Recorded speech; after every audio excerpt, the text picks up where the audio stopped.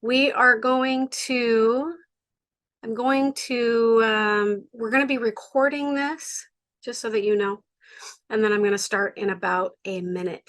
I've got people jumping on too, so that's a good sign.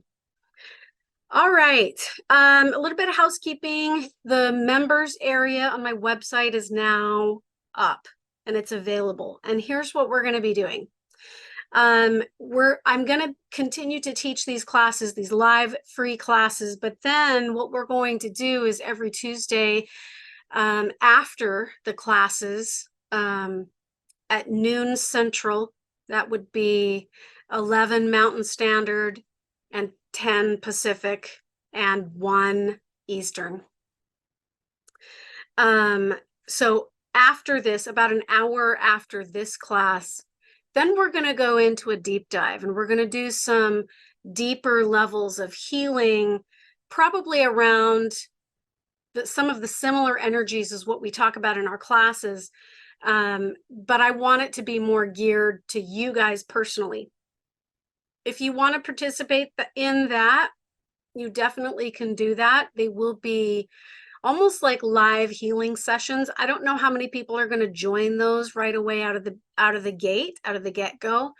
But working with me in private coaching, private mentoring it's not cheap and it's not easy to do anymore because my time is so limited.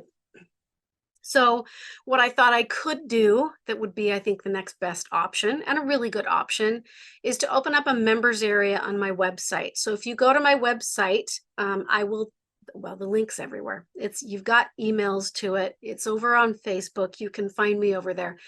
But if you join that members area, and right now we're running some special promotions where you can get half off and all of that stuff. You can get it's a really great opportunity to have live mentoring. And depending on who shows up to these healing sessions, you may even get access to one-on-one healing, mentoring, deep diving for you personally. So you can bring up things that are personally going on inside of you, and I'll walk you through it. I'll work you through your own inner work.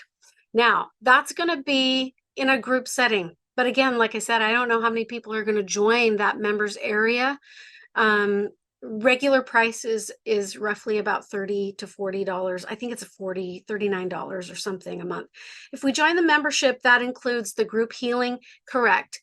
It includes group healing, plus I'm going to be loading all of my course materials, all of the past videos, all of the past classes. You'll be able to do a search in there based on category and topic. We're still loading stuff into that members area, but there's a lot of really great content in there right now. So you can go and participate in some of those previous healing sessions and watch them on video once you join the members area and subscribe to that. There is a small monthly fee, but the beauty is every single week after this class, I'm going to go over there and we're going to do live healing, almost like one-on-one sessions. For some of you, it might be one-on-one sessions because I don't know how many people are going to be over there initially. But today will be the first day that we're going to do that. So I'm really excited about that. I am going to make a small announcement at the end of this class as well. So don't worry about any of that. It's already 6 minutes past the top of the hour, so let's go ahead and get started. Welcome to Greater Life, Greater Impact, everybody. Sorry, we've had some technical issues with getting our mics and cameras all synced, and sometimes we have problems like that. I'm so excited to talk about this topic today. Usually the subjects of the topics that we do in these classes come up based on whatever's coming up and floating around in my life is what I like to talk about. So that's most of the time, that's what inspires these topics. Katie says, good morning, friends. Down here, Gulf Coast, sunshiny and beautiful here. Yeah, it's a little bit of cloudy and rainy here in Missouri. Today, our topic is on going from survival mode, going from surviving to thriving. And what kinds of things can we do about that? Again, my disclaimer is, please don't make me your authority. Please don't follow me just to follow me. Please make your inner voice and God your authority.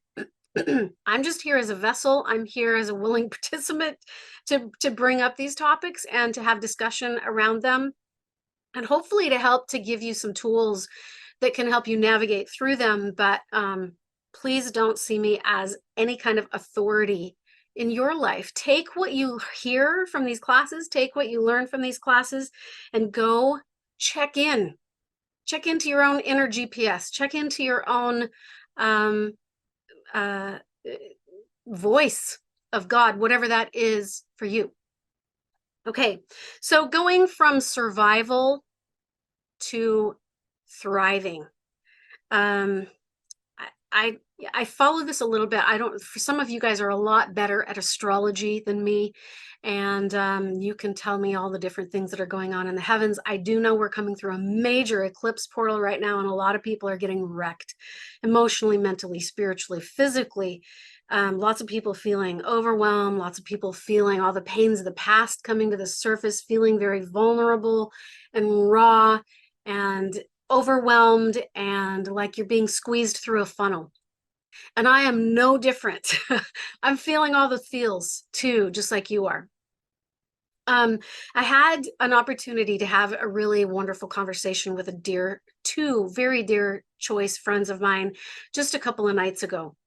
And this was the topic that came up in our conversation was one of the people that was talking said that they felt like they were in survival mode and that they had been in survival mode for the last 20 years.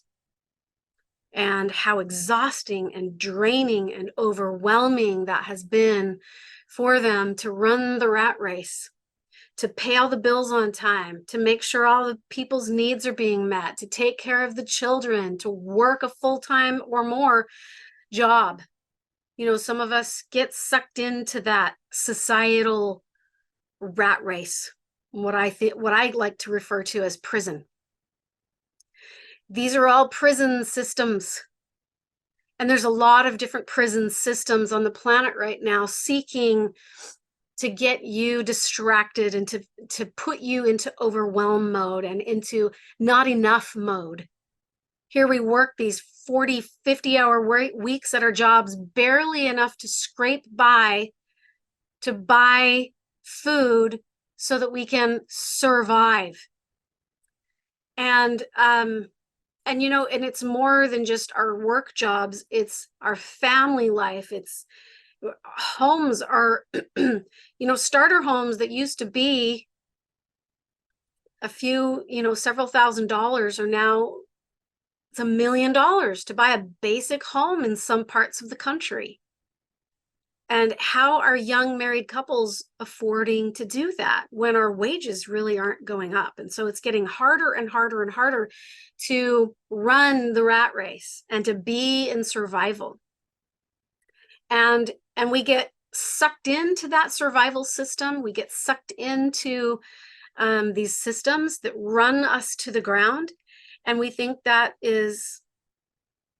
we call that a life. We call that living, call that building a life. And then we collapse on the weekends and we do it all over again and over again and over again and over again until our adrenals are shot. And I would like to submit that that is not living. That is not living. I took several notes as we were talking in this conversation about surviving to thriving. And as we talked about some of the different things that we can do to change up the paradigm a little bit, I'm going to share some of those with you because I took some notes, but I would love to hear your thoughts and your perspectives on what are some of the things that you're doing in your life to not just survive, but to thrive. Okay, people are saying they're having a hard time getting in and they're waiting in the waiting room. That's not a good sign.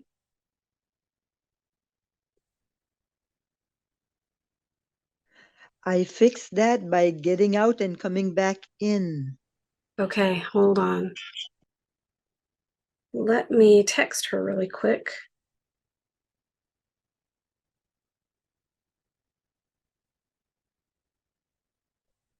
Go out and come back in or join from the links over in the Facebook group.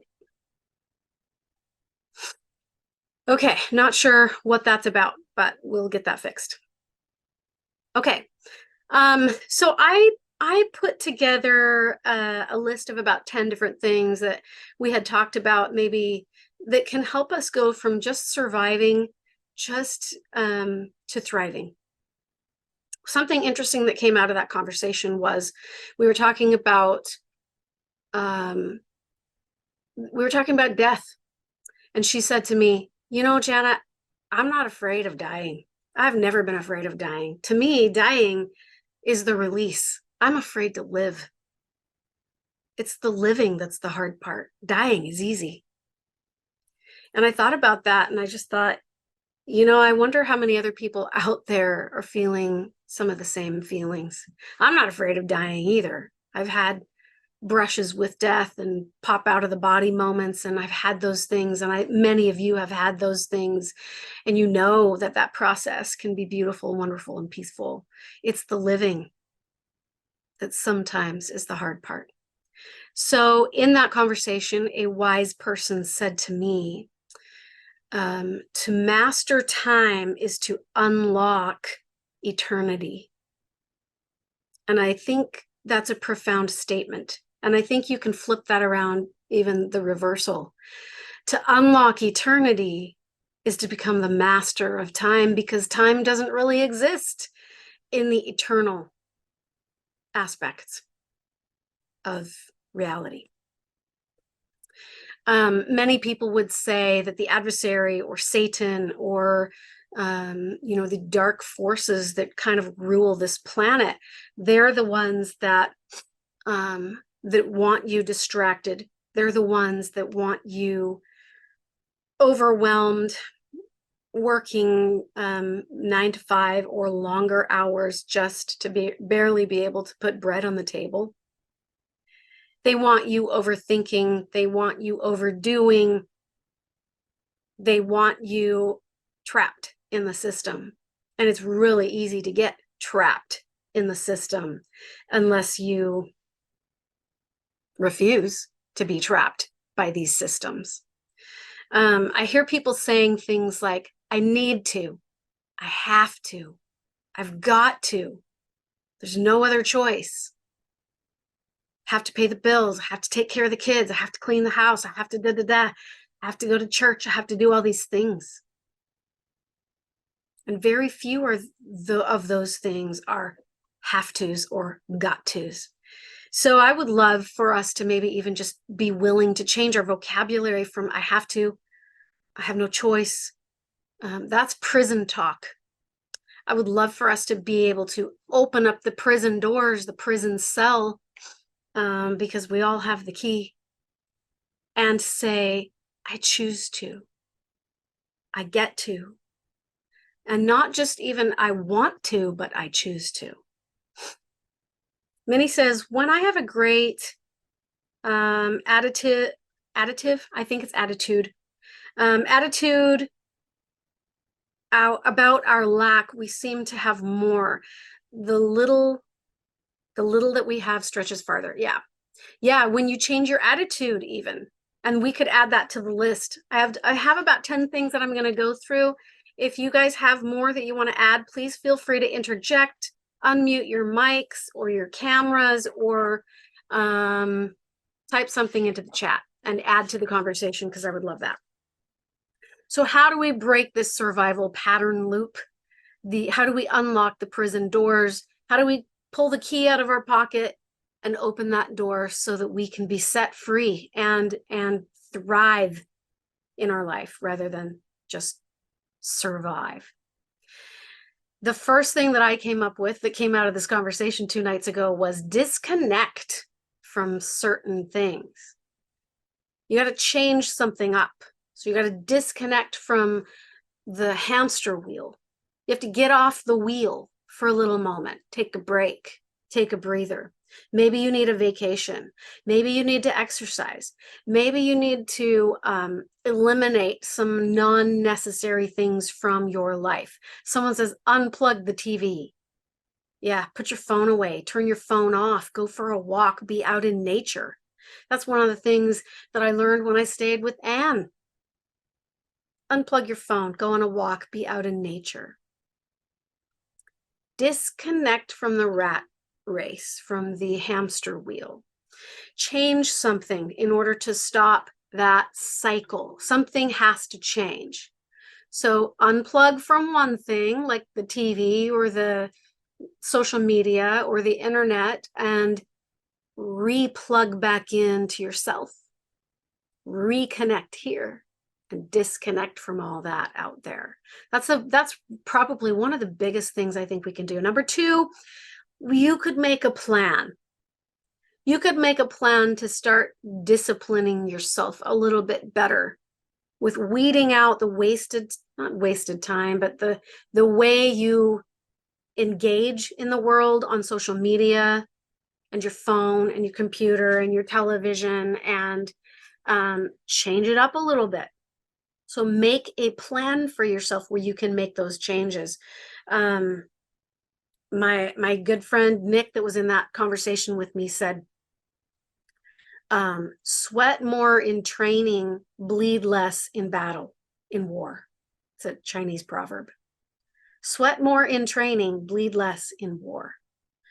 So sometimes we have to exercise a little bit of self-discipline, self-awareness to get out of the ruts, to get out of the rat race, to get off of the hamster wheel in order to take a breath, in order to take a breather, in order to make a change.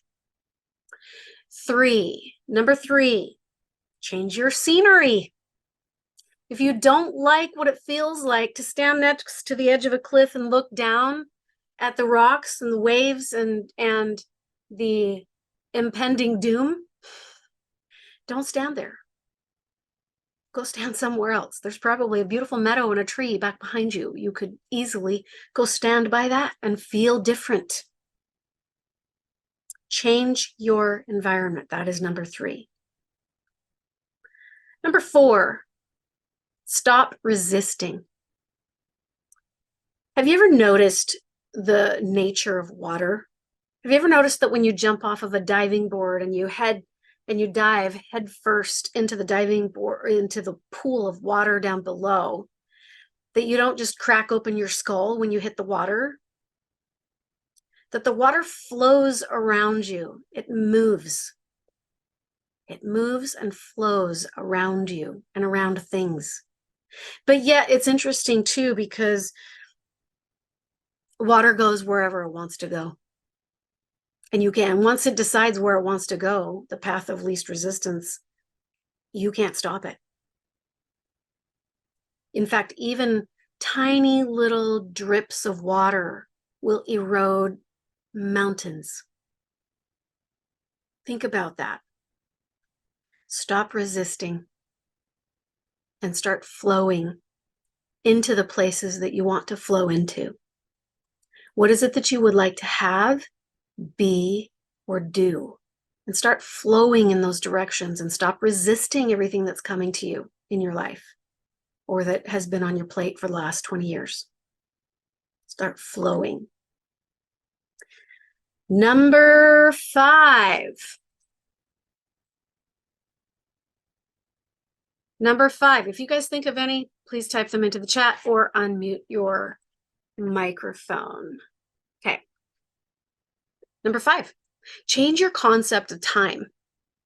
How do you see time? Is time linear, or are you present in the present moment now, and that's all there is? There's nothing wrong with planning for the future as long as you're willing to stay in the present moment. So to master time is to unlock eternity. And to unlock eternity is to learn how to master time. And if you want to master time, learn how to be in the present. That's actually coming up. We're gonna add that as one of the steps. Time is a very mortal 3D concept. It's a very 3D concept. And so the more that we elevate ourselves from lower, heavier, more dense dimensional states of being spiritually, and we elevate our consciousness. Minnie says time is confusing. Yeah, I agree. It is very confusing. But the more that we elevate our states of conscious awareness and we grow in our spirituality, and the higher levels of consciousness and the higher levels of dimensions that we step into, those different realities for us, the concept of time starts to loosen up. And so do you. So change your concept of time. And what I find to be the most helpful is to be in the present moment and to focus on things that are eternal perspectives. So is what you're going through in your life right now, is it, if you were to take a step back and look at it from an eternal perspective, as if you are an eternal being that cannot die, you cannot run out of time, nothing can be taken from you, and you cannot lose anything.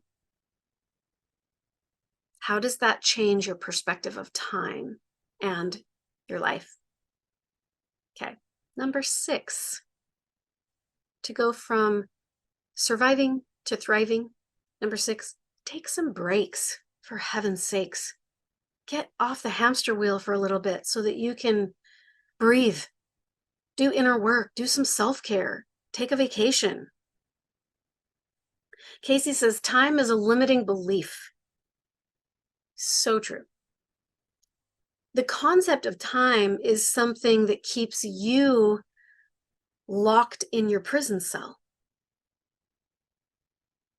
It keeps you locked in a prison cell. It is a brilliant way to control you, to control your mindset, to control your attitudes, to control your state of conscious awareness.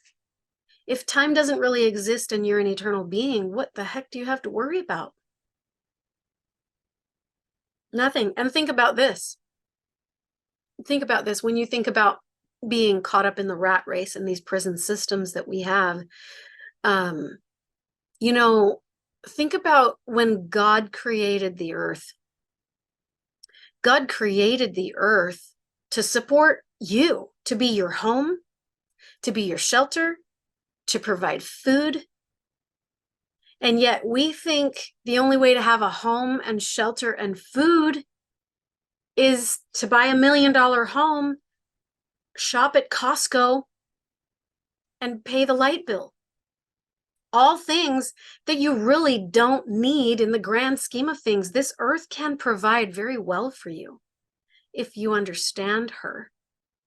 But see, we've been sucked into the prison system so deeply that we think that's the only way to survive.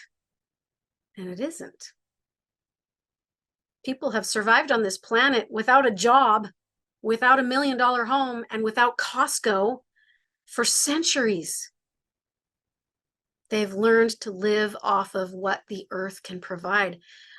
Years ago, several years ago, I'm not going to mention her name because I don't know if she wants me to, but we affectionately adopted a gal from Mexico, and we called her our daughter. She called us mom and dad.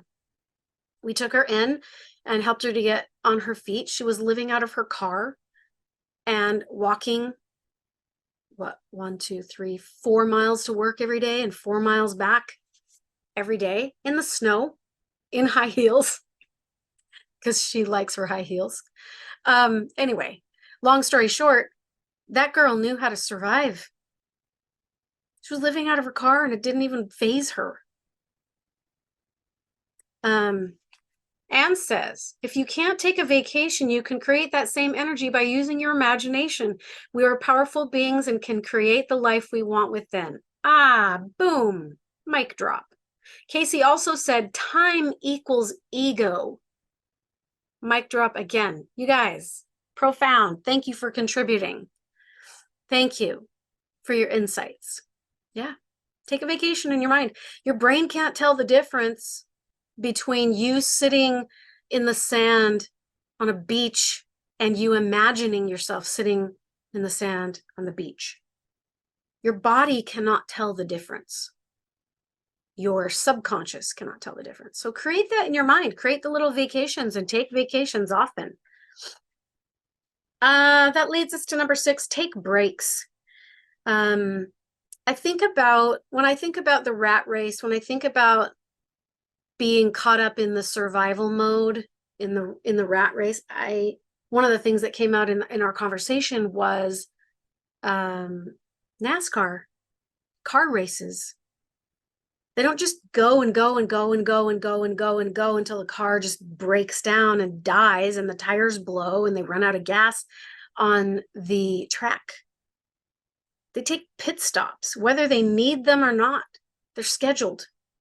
They take those pit stops to change out the tires, to do some self-care, some projected self-care, pre-planned self-care. So take some pit stops in your day, take some pit stops in your life, slow down enough to take a breath. Notice your breath. Become aware. Do your inner work in those pit stops. Do some self-care. And know your wounds. And be willing to be vulnerable in your wounding and let people help you.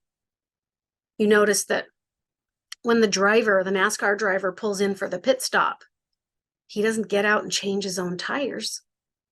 He doesn't fill up his own tank with gas. He has a team of people that support. Where's your team? What people in your life will rally around you and fuel your tank and help you change your tires?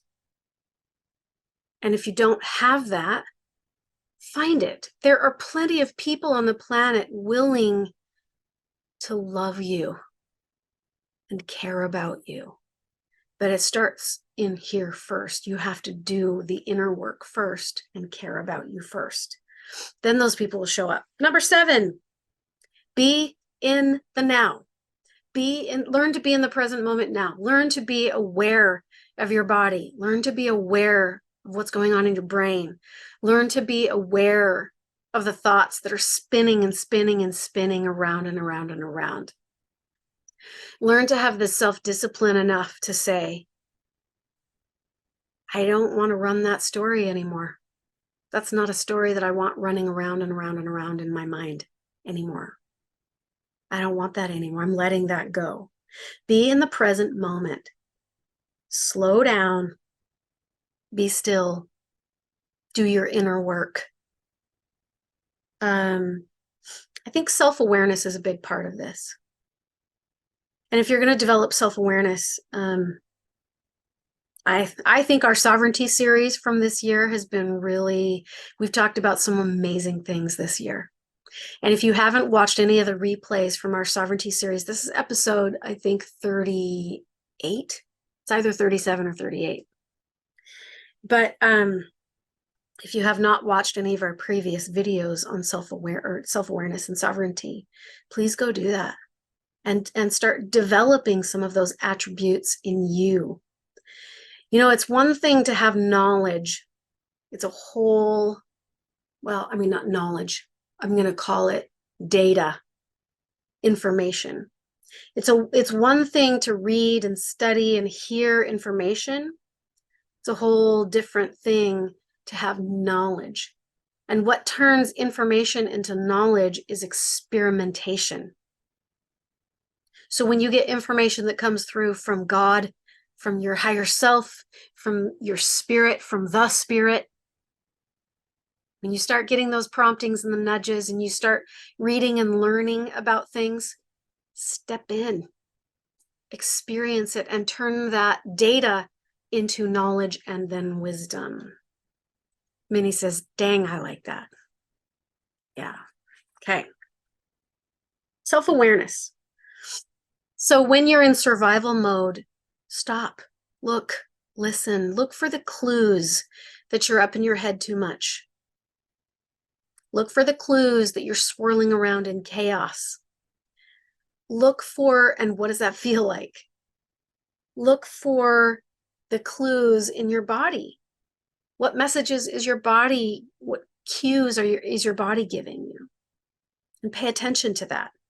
And stop ignoring your body and stop telling your body to shut up. And listen to God, right? Like we said. Okay, let's move to that was number 7. Let's move to number 8, free will. You have free will.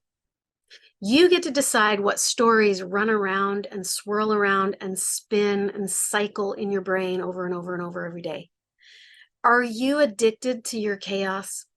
Are you addicted to the stories that you want everyone to hear so that you can feel sad, so that you can feel your feelings, and so that other people will see you in your feelings and that acknowledge you? Or are you in a place where you can let that go? Are you willing to let that go and tell a different story? I think I told this already on one of the last classes, but I was having a moment going through some stuff as well, and I remember talking to God and hearing the voice of the Lord say to me, how long are you going to run that story in your mind of suffering? How long are you going to do that? When are you going to let that go? And what story do you want to tell? And my answer was, well, not this one. This one feels terrible. So what story do you want to tell? What's the new story that you'd like to create? If you're going to start telling a new story, you're going to have to exercise free will. You're going to have to start making different choices. You are not a victim. You are not a victim. Only a powerful, divine being that has free will and sovereignty if you choose it. So make those choices from your heart.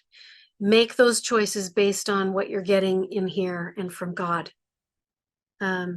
If your choices are not centered in your heart, you're probably going to be feeling some chaos and anxiety and fear and worry and stress. If you're not making heart-centered, heart-based choices, that's how you can tell. If the choices that you're making are heart-based and heart-centered, you're probably going to feel a lot more peace and a lot more stillness and a lot more stability and security and those good feelings. Okay. If you're following your heart, there will be profound peace. That was my notes. I love that. Casey says, have your feelings in the moment, but don't unpack and live there. Grow. It's beautiful. Yeah, just because you're stepping in the mud doesn't mean you have to get stuck in it or sit down in it and stay there. You can definitely feel your feelings. I think we're supposed to. I think even God feels the full gamut of feelings and emotions, for sure. It's what gives God the capacity for empathy. But God does not stay stuck in those things. There's ascension that takes place when we go through these valleys. So number 9, we touched on this just a little bit when we talked about being present. But number 9 has to do with self-care, self-love. There needs to be self-care, and self-care is rooted in self-love. So when you love yourself enough to take a break, to take a breather, to slow down, to be present, to let go of the old stories, to let go of the suffering. It's one of the things I feel like I've been learning on my journey too, is that the more that I choose to let go and let go and let go and let go, the less pain I'm in. If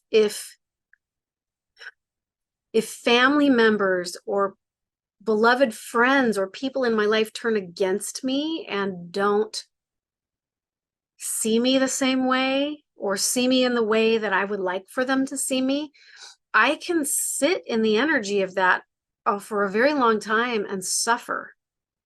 if I want to, but that's a choice. Or I can just let that go. I can let the story go. I can let the pain and suffering go. I can breathe through it. I can move through it. I can do my inner work, and I can ascend out of that. Alicia says, how do you let go of what you care about? That is a great question. Let's talk about that for a minute. How do you let go of what you care about? There's a difference between caring about something and clinging to something. So I think I did a class a couple years ago on the 5 different attributes of suffering, and one of them was clinging to things and to people. When you can love people, for sure, you can care about people and things, for sure. But if you're clinging to those things and you need those things, you need to control that thing, or it needs to be a certain way in order for you to feel safe, that's going to create suffering. Because the only thing that is going to give you peace is to go within, tap into your inner higher self, and realize there is no threat in there. There is no loss. There is no chaos. There is no death. So it's tapping into the higher self that's going to help you to let go of suffering. So suffering, one of the attributes of suffering is clinging to things and people. Another attribute is fear. Fear of the unknown, fear of impermanence, fear of lack, fear of that you're going to lose something. So when you learn how to let go of clinging to things, then you won't suffer anymore. And this isn't indifference. This isn't about being indifferent and saying, well, I just don't care about anything anymore. It's not about that. It's more about letting go of the need for something to be a certain way in order for you to feel safe. Safety does not come from outside of you. Peace does not come from outside of you. It comes from within. So, self-care, self-love, that's really where it begins. The love that you are craving in your life is the love that's going to come from your own self. It can't be gifted to you by people. It can't be gifted to you by connections. It can't be gifted to you by romantic connections, any of that. The love that you're really seeking for and craving, and you've been craving your whole life, is you. It's self-love. And once you learn that, then you can operate not codependently with a partner or a person or a child or a parent, but interdependently as a sovereign being, and just share back and forth the best parts of yourself without neediness, without triggering each other's wounds and then having to fix them or you. So there's a difference between codependency and interdependency. And that's how you can eliminate a crap ton of suffering. Another aspect of suffering is oftentimes the incomplete or the false stories that we allow to go on in our brains. Stories that really aren't even true. Like, I'm not enough. I'm not worthy. I'm not lovable. I'm not accepted. I'm not included. I'm not safe. Often, if you really kind of go within and sit with that for a little bit, you'll realize that's not true. That's not true. That's a story. So, self-care, self-love, oftentimes those things happen in the pit stops. So when you take your vacations and you take your pit stops, or you take your bath, or you go in a meditation, or you make time for meditation, you make time for those things. That's where you're going to start to develop in your self-love. Casey said, I see a painting in my head. I can't remember where I've seen it, but it's God on a beach, and he's reaching his hand out asking to be followed. And that photo comes to mind whenever I'm going through a trial. Like, here's my hand. Come on, this isn't home. Let's keep going. Yeah, love that. I love that. My best friend and I recently broke up, and I knew I had to walk away even though I care about and love her deeply. Why? Because she was no longer aligning with my growth. She stayed stuck. She went backwards even when I knew that was toxic to my well-being, especially when it started to get cruel on her side and my feelings started turning sour. I lost my place. Sorry. My feelings started turning sour, and I caught myself responding in fear, anger, and hurt rather than the healed version of myself. I don't want to resent or hate her, so it was time to walk away. Yeah. Yeah. Mike, do you have a comment?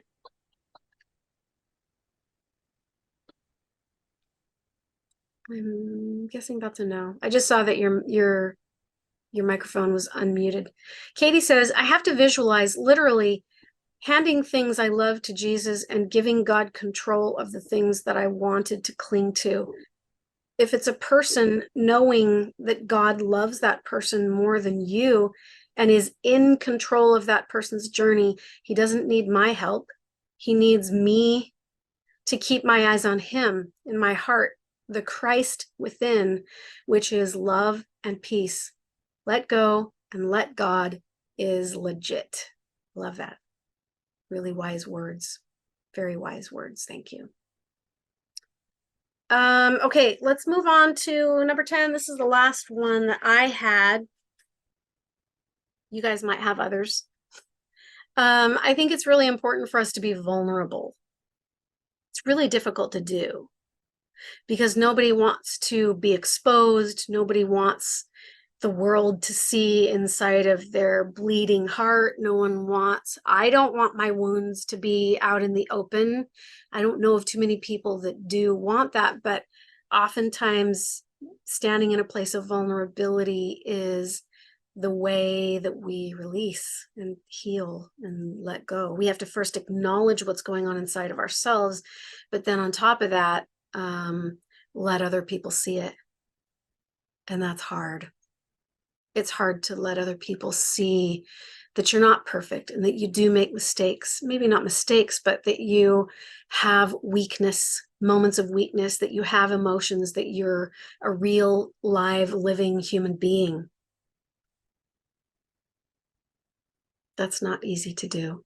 And sometimes, you'll have friends or family or the world call you out on your BS. People will call you out. And you know what? Sometimes that's a really beautiful experience for you to just be quiet and be still and be introspective and go within and go,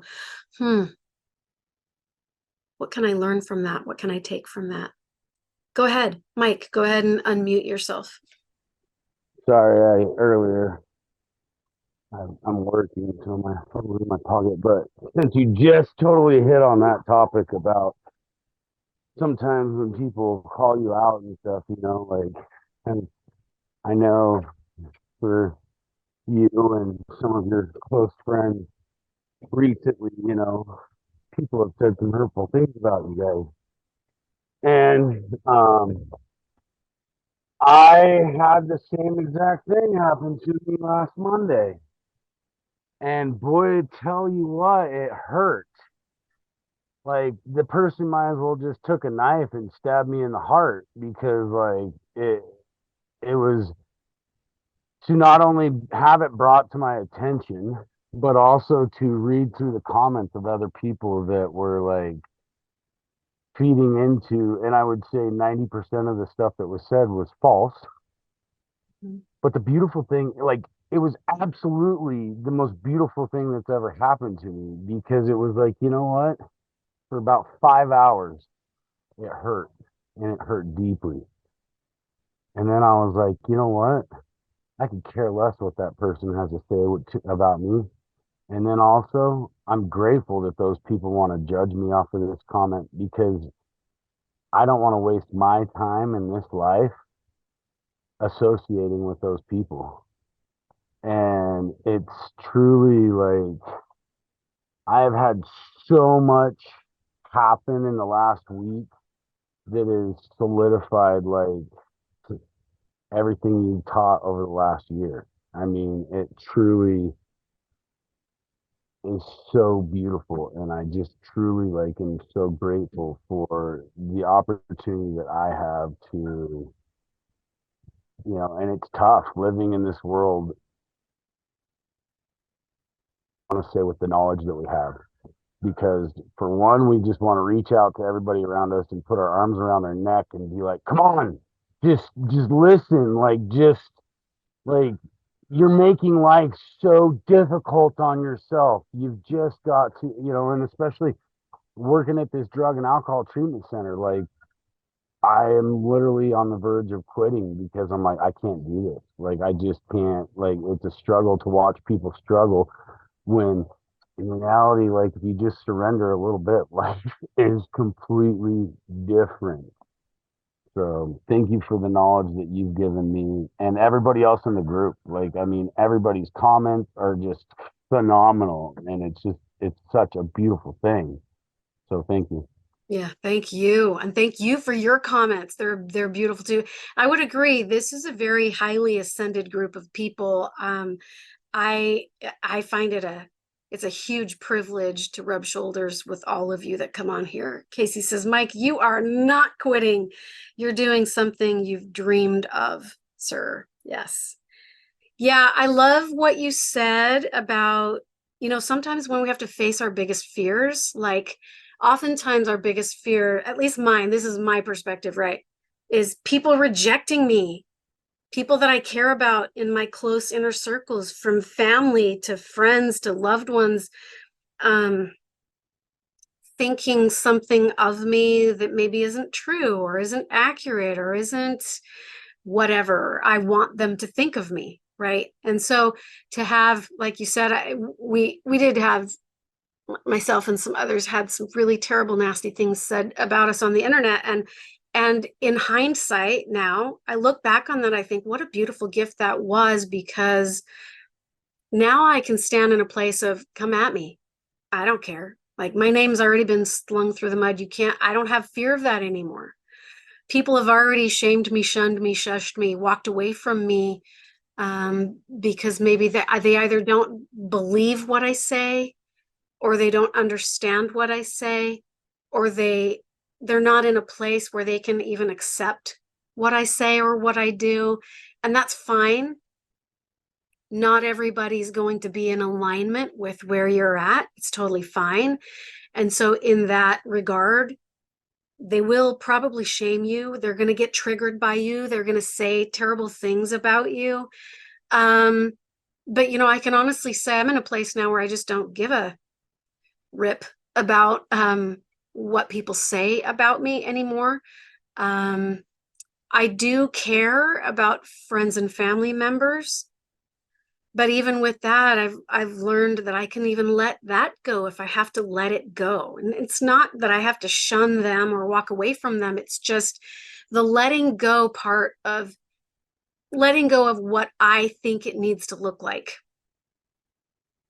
It's not always going to look like what you think it's supposed to look like, and that's okay. We can let go of our expectation, our vision of it, our internalization of it. We can let all of those things go.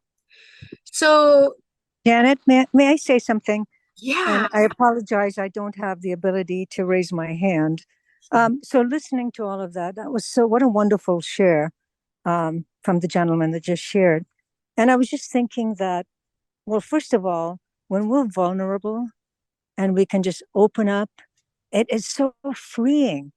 You just feel a lightness within you because it's just shedding and letting go. But I think maybe we first have to get into a place of unconditional self-love. Because when we have that unconditional self-love, then we don't give a blah, blah, blah about what others think, right? Yeah. And so I think that self-love is so important. Just right now where we are, to just look in the mirror and say, I love you exactly for who you are and where you are. Anyway, I just wanted to share that. Thank you for letting me.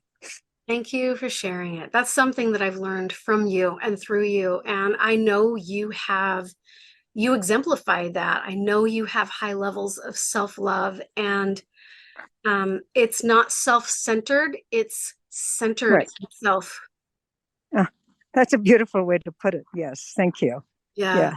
And I Uh, do think that's where we have to begin if we're going to be vulnerable. I've noticed as I had this conversation 2 nights ago with these dear friends of mine, I saw the one woman in our presence being very vulnerable, and she broke down and she cried and she released a lot, and she exposed her inner self, and that can be terrifying.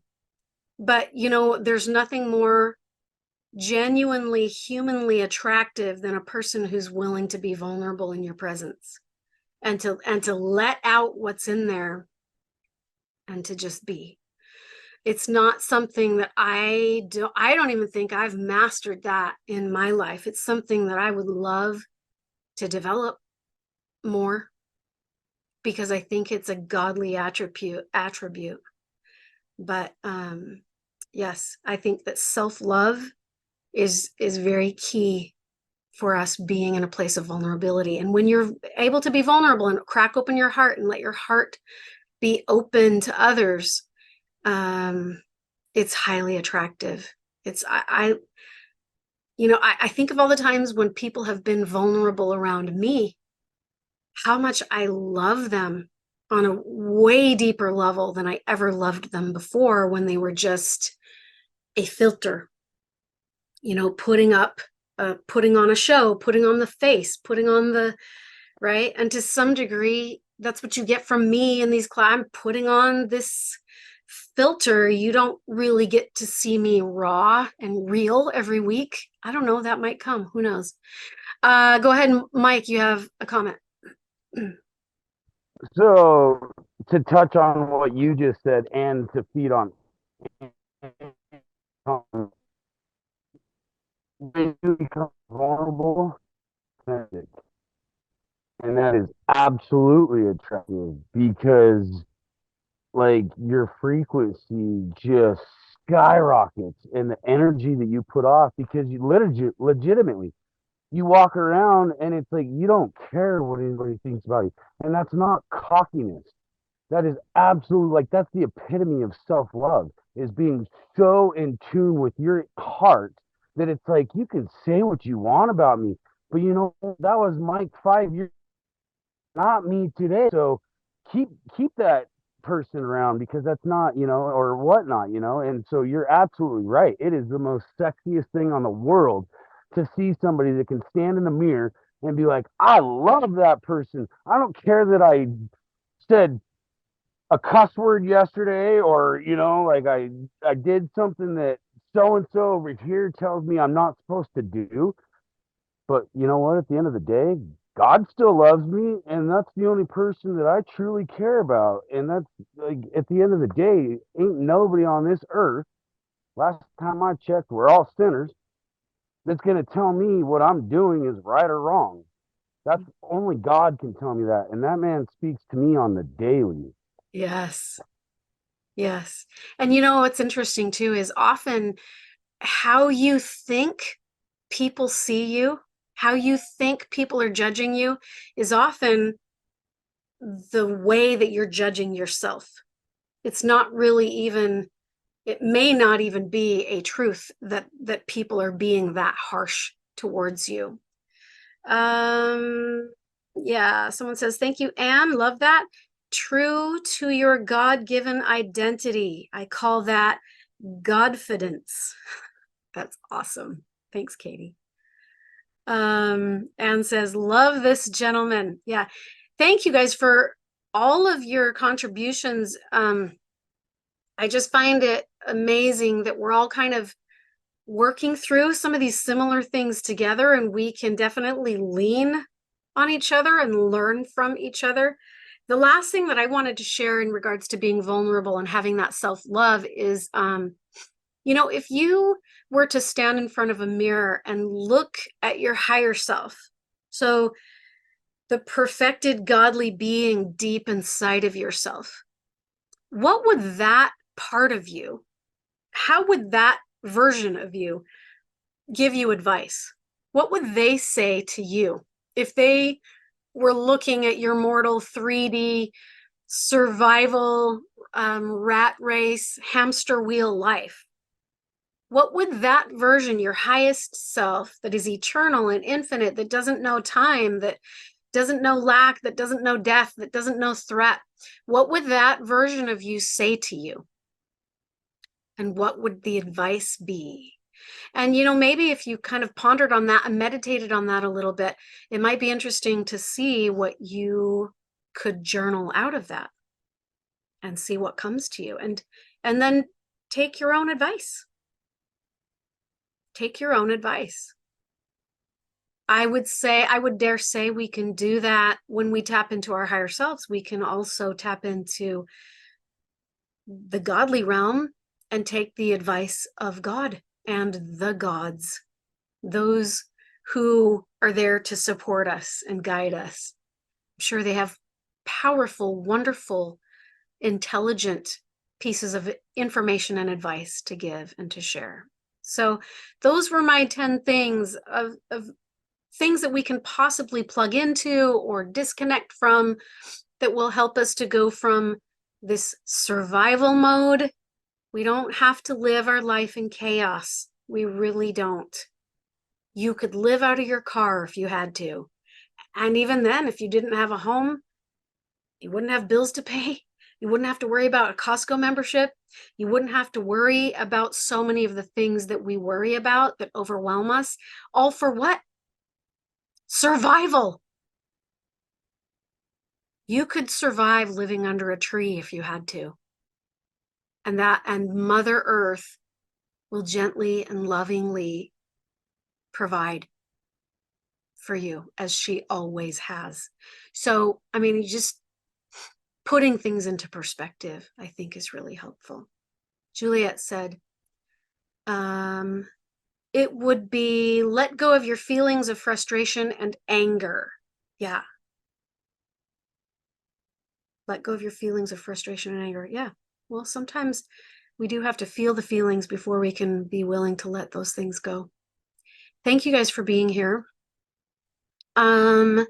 Before it's almost 1 minute till the top of the hour, but before I let you go for the day, does anybody have any final takeaways, any final comments or thoughts or remarks or questions or anything on your heart that needs to spill out? If you do, go for it.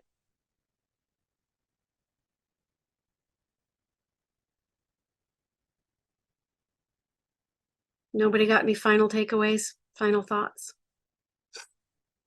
I'll just say that we use our free will to create what we want. So have fun creating your day today. Good takeaway. Mike says, I love you all, and I'm so grateful to walk this journey. Yes, it's so nice to be able to have others to support us, to love us, to see us, to communicate with, to share with, and go, oh, that's me too, right? So thank you all for being here. One last thing, Janet, may I? Yes, go for it. So I saw this and I fell in love with it. KYAL. And now I say it every day. Know you are loved. Know you are loved. I'm going to tattoo that to my body somewhere. Well, you are loved. My forehead, maybe. Yes, all of you. You are all loved. So one last announcement. I announced this at the beginning of the class, but some of you guys were not on. I'm changing up the way that I've been doing things. It's getting a little bit harder and harder for me to do one-on-one mentoring with people because of time, because there's only so many hours in a day. Again, that's a 3D construct, but so what I've decided that I can do in order to be more accessible to those of you guys who want to go deeper, you want to do your inner work, you would like to have the luxury of private mentoring, but maybe can't afford what it costs when I work with you one-on-one. I've opened up an area on my website that is called it's a membership area. It's a few dollars a month for a monthly fee, and in that you're going to get we're in the process right now of loading tons and tons of content, old content. It will become a database for all of my past classes and courses. It's also going to be a database where I will be storing live healing sessions. So these are classes, these are opportunities for us to talk about things, but I'm talking about healing sessions where we go in, we get after it, we do our inner work that is specific to you and your body and your life. So in about 1 hour from now, which is noon Central Time, it's 11 a.m. Mountain Time, it's 10 a.m. Pacific Time, and it's 1 p.m. Eastern Time.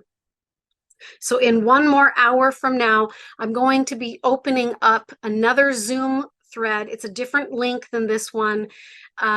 Those of you who are members of on my website and you've subscribed to the membership area, you'll be given access to a Zoom link. And if you're not in the membership area, you can actually pay for individual sessions. It's $50. You can go pay for an individual session and jump onto that Zoom link. You can go over to, you know what, here, I'm going to post it right here.